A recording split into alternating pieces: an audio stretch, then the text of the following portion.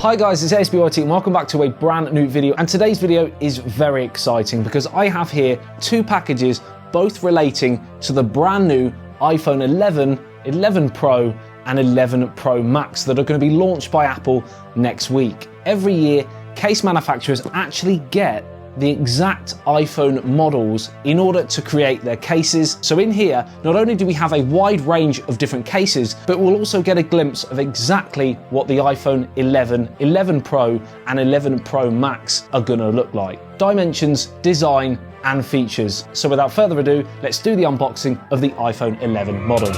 Let's go.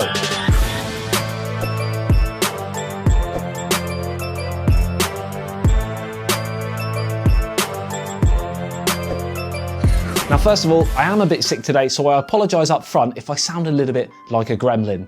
Right, so firstly, we're going to take a look inside the larger box, inside of which we have 14, yes, that's right, 4 cases for the brand new iPhone 11, iPhone 11 Pro and the iPhone 11 Pro Max. And that is, as far as we're aware, the naming scheme that has been decided for the new 3 iPhones. And we'll get onto what's different about the 3 in a second. And these packages have been sent to me by case manufacturer Torres, not Fernando Torres.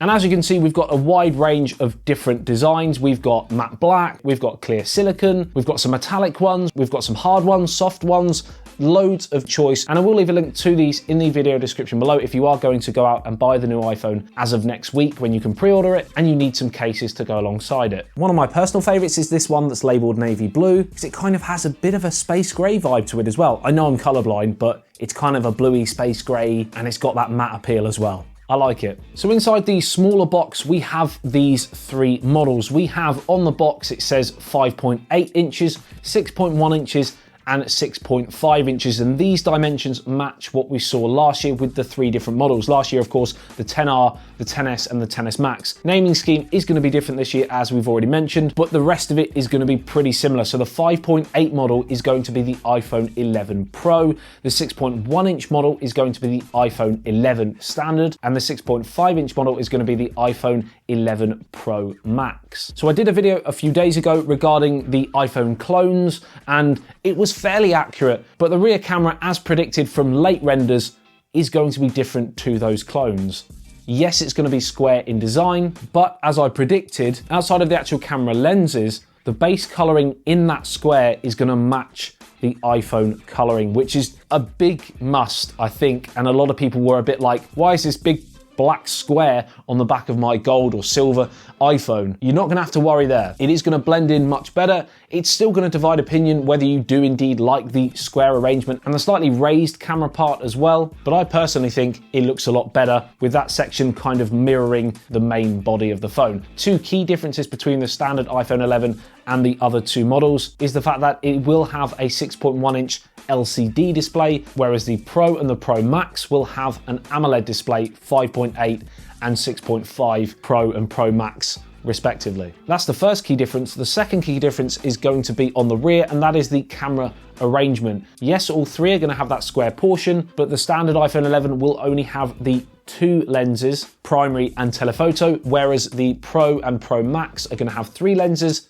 primary, telephoto, and ultra wide. So if you love a wide angle lens, then you might just have to opt for the more expensive models. Outside of that, pretty much all 3 look the same. Lightning port and speakers on the bottom, with a different number of holes depending on the size of the device. Volume rocker and alert button on the left, power button on the right. And we can see the front-facing earpiece speaker and the front-facing camera as well on these models. I can't quite make out whether the exact same notch is present on these 3 as last year, but you can bet your bottom dollar. Now, one thing that's interesting about these models is the fact that the Apple logo is still exactly where it was last year and the iPhone text is still at the bottom. So either when these models were sent out to case manufacturers, that decision hadn't been made, or some of the case manufacturers that have left a gap in the center of the back for that Apple logo have got it completely wrong. To be honest, most of you probably won't really care, but a small portion of the internet went mental.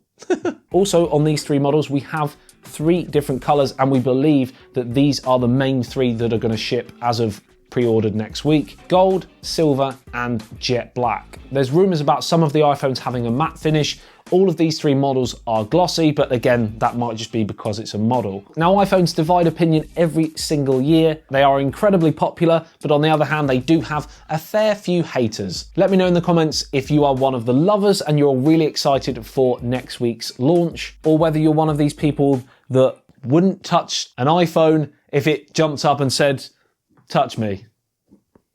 That sounds weird. I think I'm going to end the video right now. Remember, I will be unboxing and reviewing and comparing the brand new iPhones with some of the top flagships around right now. So if you want to see that, subscribe and hit that notification bell. If you're new to the channel, tech news, unboxings, reviews. I love you and leave you. I'll see you in the next one. ASBYT, peace out. Drop down, smoking high, am I am not round, I'm not round, no denying what I got.